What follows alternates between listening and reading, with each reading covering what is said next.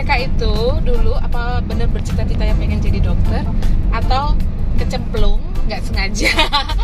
Terus kenapa sih ngambil spesialisasi itu ya? Nah, kita ke rumah dokter Anis dulu ya. Yuk.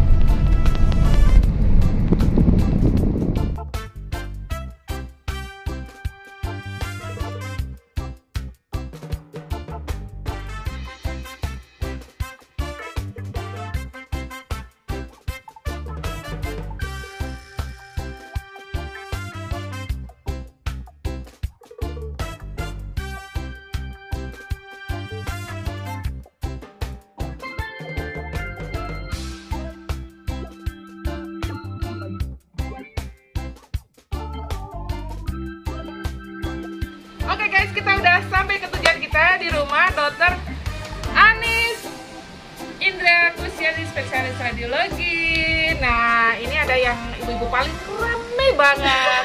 Udah kenal kan ya, dulu kita pernah ngobrol dengan beliau. Dokter Twina Fridayani, spesialis kedokteran jiwa. Nah, ini Dokter Handayani lagi OTW, semoga dia bisa datang. Tapi karena kita udah nunggu 1 jam, kita mulai aja ya. Oke guys, kita mau tahu nih dulu cita-citanya apa sih, boleh tahu nggak sih? Jadi Pragawati ya? Cita-cita? Enggak, dulu maunya jadi pramugari. Ini mah gayang banget. Kurang tinggi kayaknya. Kurang tinggi. Oh iya, kurang kurus kali. Kan dulu. Aduh ya, dulu masih langsing ya. Kan dulu. Terus kesasar. Terus, enggak sih, nggak kesasar sih. Kayaknya dulu yang pengen jadi dokter mamamu deh. Betul Nah, sekali. Nah, terus waktu SMA tuh pernah, kakak suka gambar tuh. Gambar, garis, geometri, itu seneng gitu. Jadi sebenarnya pengennya ke teknik, arsitektur. Cuma kata orang tua, ya kata mama, kan dulu nggak begitu cewek banget. Nanti kamu jadi semakin nggak sampai cewek. sekarang juga aku masih ragu-ragu jenis kelamin dia. Ini tomboy banget.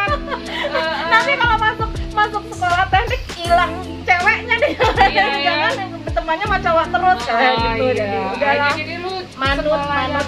ikut mama aja ya, kalau enggak mama biayai gitu kali ya. Oh iya, dulu dia dapat fasilitas banyak dari mamahnya, terus habis itu cabut guys. Oh ya, Dokter Twina ini dulu SMA-nya di mana? Jogja. Di Jogja. Apa di Kalimantan? Pindah-pindah sih. Terakhir sih di Jogja, lulusnya di Jogja. Terus di Jogja. Terus orang tua terakhir di mana? Apanya? Lahir di mana sih ya? Lahirnya di Banjarmasin. Terus orang tua masih di Banjarmasin ini? Masih. Oh gitu guys. Jadi dulu dia pengen jadi Pragawati, tapi ditolak. Bukan Pragawati, pramugari. Tapi ditolak mamahnya guys. Kayaknya dia jadi apa dulu? Penyanyi ya? Apa ya, dari kecil sih udah pengen jadi dokter. Kayaknya dia sudah diintimidasi orang tuanya guys. Sudah didoktrin. Udah didoktrin. Karena orang tuamu bukan. Cuma Dulu kok ngeliat dokter itu kan kelihatannya gimana ya, bagus kok, ngeliat kan bersih, putih, jangan kayak gitu enak. Tapi ternyata kenyataannya kok capek. Gitu deh. Yang dipegang juga nggak bersih banget ya. benar-benar. Jadi kamu nggak teracuni ya sama pengen jadi yang lain yang agak-agak cewek, misalnya pengen jadi chef. Tapi zaman kita dulu tuh chef itu nggak prestisius ya. Tapi kalau sekarang kan gila banget ya chefnya, naik daun banget. Terus udah di salah satu menjadi tujuan cita-cita anak-anak sekarang ya. Anak-anak Jadi sekarang kan chef mungkin profesional YouTuber ya, kok dulu mungkin Iya, anakku kalau yang kecil bilangnya mau jadi YouTuber, yang gede bilangnya mau jadi chef. Ah iya, berarti tuh anak milenial banget. Kalau kita anak kolonial. Terus akhirnya nggak pernah kepikiran pengen jadi yang lain. Pokoknya ya dari pernah kecil. sih lihat pegawai bank yang seneng juga. Betul. Terakhir aku juga menyesal. Kenapa aku jadi dokter? Kenapa nggak jadi pegawai bank aja? Jangan gampang orang lagi. Enggak cantik. Oh iya. Biasa gitu kan. Dia tuh ikut sekolah John Robert Flowers. Bagaimana cara duduk yang benar, bagaimana cara makan yang benar. Terus akhirnya jadi dokter deh. Terus dulu rumahnya di mana? Aku Boyolali. Oh Boyolali guys, yang ada apa tuh? Ada sapi. Ada Soto seger mogi. seger Boyolali. Iya, aku suka banget. Soto favorit ya Barli. Oh iya. Aku banget. Terus akhirnya jadi dokter, kenapa memilih menjadi ini nih? Dokter Esperar. sampai di UGD. Ini jawaban jujurnya nih. Jujur, jadi no skip ini. Aku kalau jadi radiologi mengikuti perintah suami aja ini. Oh gitu, sebenarnya nggak niat. Nggak niat. Dulu pengennya jadi dokter apa? Pinginnya antara anak sama kulit udah. Anak kulit syaraf antara itulah, tapi terus suami nanti gini karena dia kan udah sibuk juga, udah mesti residennya kayak gitu, ya udahlah suruh ngambil yang kecil-kecil. Udah deh. Oke deh. Pertama masuk juga, radiologi kok kayak gini, gak sesuai bayangan gitu kan. Dulu yang dibayangin apa sih waktu masuk radiologi? Santai, ternyata nggak ada bagian yang santai ya di kedokteran ya. Iya, dulu kan yang gak sesuai bayangan, tapi ya udahlah lama-lama. Kira bakal santai. Nah kalau Twina ini aku curiga jangan-jangan pernah jadi pasien dokter spesialis kedokteran jiwa juga, iya nggak sih ya? Apa sih alasannya kita mau ngambil jadi psikiater? Nggak ada alasannya. Ada alasan. Pokoknya kayak waktu itu Asal aja gitu. Bukan. Sebenarnya waktu itu saya bosan di UGD. Jadi dia males jaga UGD guys. Sebenarnya waktu itu saya bosan di UGD dan plus ya di sini Yang dibutuhkan iya, itu ya, memang tinggal butuhnya itu. jiwa. Tapi teman-teman sih bilang nggak apa-apa, butuhnya cocok kok gitu. Tapi dalam hati tuh sebenarnya saya kan senengnya yang apa ya, yang menantang gitu ya. Pengennya waktu itu anestesi, cuma nggak boleh sama suami. Oh kirain yang menantang kayak dokter spesialis naik gunung kayak apa Menantang alam. gitu kayak menantang alam. Gitu, tapi nggak boleh sama suami yang gitu-gitu, nanti nggak pernah di rumah, dia bilang gitu ya. Kebetulan yang di ACC Pak Direktur Jiwa, tapi lama-lama enjoy ya. lama Enjoy enjoy. banget. Sama Iya. juga sama seperti dokter Anis, dikira Nggak capek banget dikira ya. gampang-gampang aja gitu, ternyata ya iya. Ya nggak ada yang gampang lah pokoknya kalau sekolah kedokteran ya. Jadi orang dulu kiranya kalau ke dokter jiwa itu hanya orang-orang yang schizofren kalau menurut kita ya. Tapi ternyata sekarang dengan perkembangannya, dengan banyaknya kasus narkoba ya, ternyata udah berkembang kemana-mana ya. Kan cabangnya banyak banget ya, sub-subnya ya. Apa ya, dulu pernah dijelasin tuh. Kira-kira kalau ngambil sub pengen ambil apa? Kalau sekarang saya pengen sub psikiatri geriatri.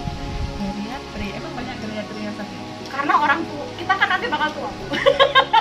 Oh iya, cita-citanya menjadi geriatri yang sehat ya. Banyak sekali lansia kita yang agak oleng. Mungkin karena backgroundnya karena masalah ekonomi, anaknya jauh. Macam-macam sih. Gitu ya. Salah satunya itu ekonomi, anak jauh, atau malah ikut anak. Nah, jadi Jadi problem. kemandiriannya, jadi lansia sekarang banyak ternyata juga yang tidak atau kurang mandiri. Dokter Andi sudah menikmati ya jadi dokter radiologi ya. Kurang ikhlas. Menikmati. Kayaknya di bawah tekanan guys. Sebentar, dokter Tejo mana ya dokter Tejo? Sekolah lagi dong, dokter Tejo. Masa dia lagi ngumpet di rumah sakit guys. Rumahnya kita gerebek. Kalau misalnya ini hobinya apa sih sebetulnya? Hobi Makan. Ah, Oh dia masak. Dia hobi makan baking dia. bikin kue aja, Bakery. bikin kue sama tanaman, rawat tanaman suka. Oh gitu. Yang lain? Yang lain Ngumpulin perangko itu jangan kecil banget ya. Pernah loh buat. Dulu punya. semua ngumpulin perangko ya pakai alat berat. Sekarang nggak ada.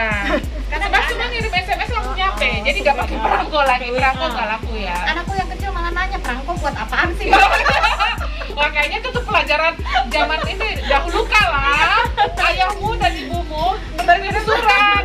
Apa yang ditempel di amplopnya? Perangko gitu ya. Karena kan nggak tahu. Barang langka kan sekarang. Sebenarnya kita pengen tahu ya. Aku agak-agak percaya nih kalau suka baking. Buktinya mana gitu ya. Kayaknya dia suka dulu, dia tuh suka pernah posting di Instagram tuh. Iya habis pernah lagi ke bakingnya. apa. Sekarang punya anak bayi ini mah nggak susah kan, karena kalau agak males juga kali ya tuh Kita tambah tunggu. gendut.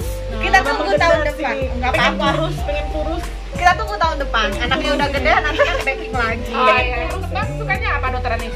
Anggrek suka. Yang paling suka anggrek sih. Berhasil tuh, nggak mati ya? Kalau aku tuh suka anggrek juga tapi pada mati. Sama. Saya sampai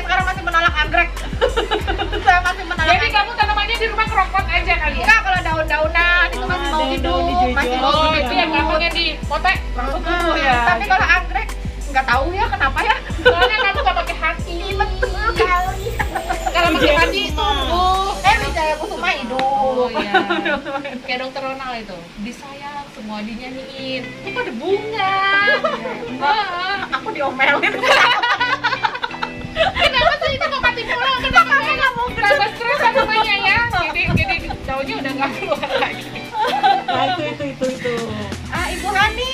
Wah, akhirnya datang juga guys. Oke, kita tunggu.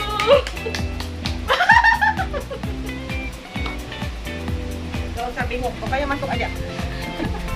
Oke guys, ini udah datang nih tamu kita yang terakhir nih. Jadi tadi Bangsal Peri penuh apa dok? Tadi Penuh semua. penuh. Berapa tuh? 30? Lumayan. Covidnya banyak nggak? 30 berapa ya? 32 apa berapa? Covid hari ini Naik. langsung dapat 3 saya. Pasien baru ya? Mbak Martua Oh, baik ya. Ya. masuk ruang Covid lagi hari ini. Oke guys, ini dokter Handayani, MSc spesialis anak. Sudah punya anak, masih kayak anak-anak, jatuh spesialis anak.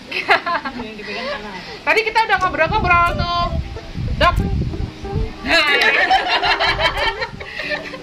Kita mau tahu dulu dokter, ini guys panggilannya dokter Hani ya guys, Ya. namanya dokter Handayani tapi dokter Handa gitu.